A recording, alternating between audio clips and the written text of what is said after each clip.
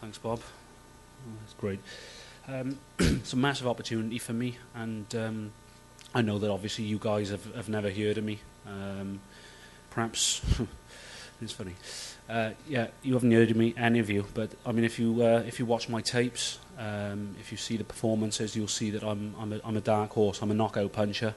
My first fight when I was an amateur, when I was 10 years of age, ended at 12 seconds, and I've always been able to knock people out. I mean, the part of my game which I've worked on developing is my boxing, but that went out of the window when obviously I found out that I was fighting Kelly, because I don't think that the boxing is going to come into it. I think we're going to have to fight fire with fire. I've seen a lot of Kelly. I've seen him now anyway a lot since the fight got made. The first time I saw him was against Edison Miranda, and after the pre-fight build-up, I was kind of cheering Kelly on because he came across as the more humble guy.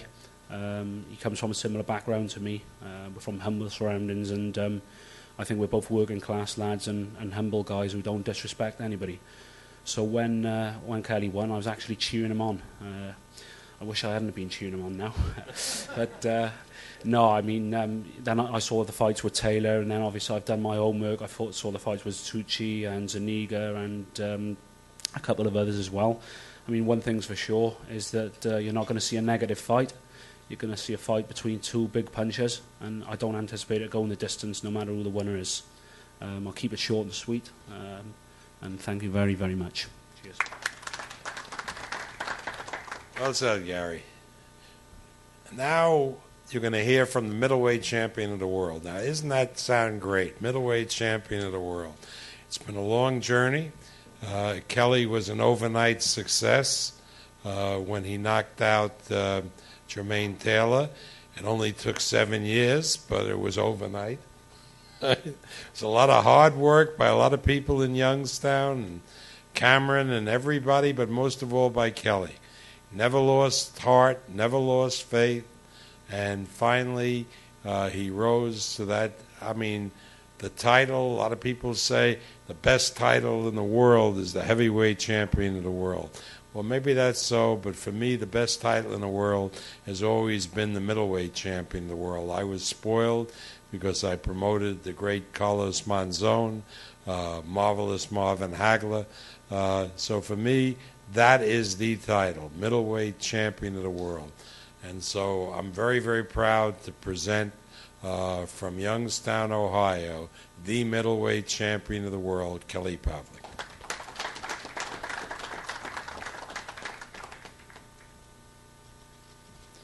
I'd like to thank HBO, Caesars, Top Rank, and I'd like to thank Gary Lockett for taking the fight and his team. Everybody pretty much hit it on the head. Gary hit it on the head, Jack hit it on the head. It's going to be an exciting fight. I'm not much with words either. My fists do the talking.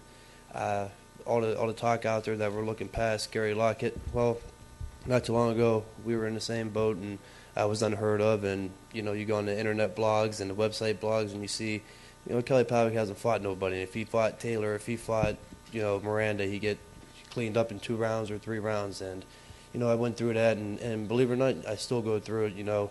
Even after the second Taylor fight, and even the commentators, well, Taylor's hand speed apparent a lot better than Pavlik's, and it's hard to get recognition for anything, even though I out-jabbed him and my hand speed was faster. So going into this fight, it's my first world title defense, and we did take 7 years to get it, and we went through everybody. Every rugged fighter they put in front of us, we took. And that's why I'm glad that they're taking a fight. That we got the matchup with Gary, because through the films, the kid comes to fight. He throws a lot of good punches. He's fundamentally sound. Don't make many mistakes. Hands are up. And our job is to sit there and break through that on the 7th and try to make him go backwards. But it's going to be great for HBO again. It's my type of fight. It's kind of weird not seeing Taylor up there. But, and it's weird seeing that, and plus, the sparring partners, we ain't got to find guys that are going to box and move around, so it's going to be there for me, and for me to sit there, and I don't got to find the guy just like he ain't got to find me. There is going to be fireworks. His record proves for itself. People want to say, oh, well, yeah, but he's never fought in the States, and he ain't fight guys that were that good. Well, they said that about me with my knockouts, and we put Jermaine Taylor out in 7 rounds, who is probably one of the best middleweights in the world still today, and will always be one of the greats. So just look forward to it, and hopefully everybody comes out and show their support for the sport, and we'll put on a show. Thanks. Terrific, Kelly. All right, we're going to take some questions. Lee, you got to help me because I can't tell where sound is coming from. So you pick out anybody question. Your question, you can ask any question. Both fighters will answer it. We had that same team from the first fight. Back in 2000, we'd just been the same team. It's a true saying: if it ain't broke, don't fix it. Nothing was wrong with the way that my training's been going, and the management, and Cameron, has done a great job. He's got manager there for a reason. The fighters that he takes, and Cameron's the type of guy. He just don't go and grab a fighter and then throw him out there as bait, to make the money. He sits there and he actually grows a relationship with the fighters, and he becomes a very close friend with them, and he brings them up the right way. So our team has been stable this whole time for 7 years, and I mean, there's no reason now after beating the guys like I've beaten Miranda, Taylor, there's no reason to change it now. I mean, we've gotten this far, and we're never going to change it. It's just a team that I'm comfortable with, and if you can't go into a fight being comfortable, I think that was a big problem with Taylor. Even after he left Burns and everybody else that he left and put Ozell back and Brody Manny in, he just got uncomfortable, and it's hard to adapt to your own style when you have so many different people pulling at you and telling you different things. So.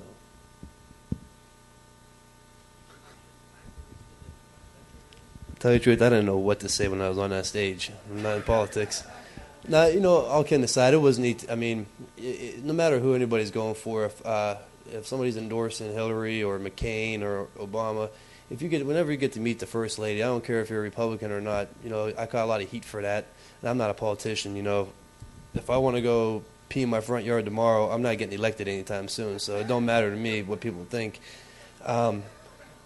But I took a lot of heat for that, and the main thing is, any time you get a chance to meet the former First Lady, somebody's going to do it.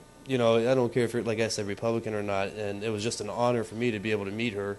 And but when I endorsed her, that was just my thing of doing it, and it was awesome, and it was neat to meet somebody like that. So, but like I said, I really didn't know what to really say. I'm not involved in politics, and I say one wrong thing.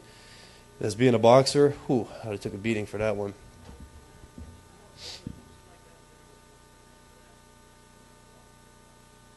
I talked to Bill for a few minutes, but it was mainly for the other people there, the guys that are in politics. And, I really didn't sit down with him and eat dinner. Like, I met him, shook his hand, and just like Jermaine did. And that was pretty much it. But it was an honor to still even shake the hand with the former president. And, it was a pleasure, and it was a compliment for him to invite me to it.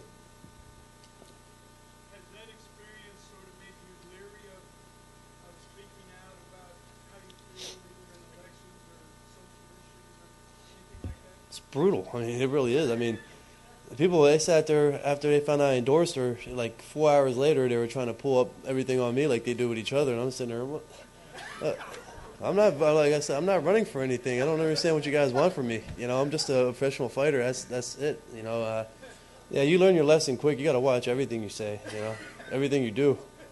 I don't like that. That's why I never be a politician. Keep repeating it. It did take 7 years, to get there. It did, and that's just true as true gets. I remember sitting there after 4 years and going, when is it? When am I going to get recognition, let alone a world title shot? And a lot of these guys like Jermaine and them were fighting for world titles after 4 or 5 years. Guys that were coming out of the 2000 Olympic trial team with me were getting the title shots, and it was just hard. And it wasn't so much even promoters or anybody's fault. It was just the way it was. I wasn't really appealing to the people. I wasn't getting the exposure. And I became really frustrating. Even after 6 years, when I fought Zartucci, it was supposed to be an eliminator title fight. And then after that, it changed and went to Miranda. And then I thought after Miranda, I was going to have to fight Godzilla. And then, just kept going and going and going. And finally, I got my break. So, definitely. And with the style, this kid Gary, the way he fights, anytime you get in the ring, if you're not ready to go 12 hard rounds, then you're not ready mentally.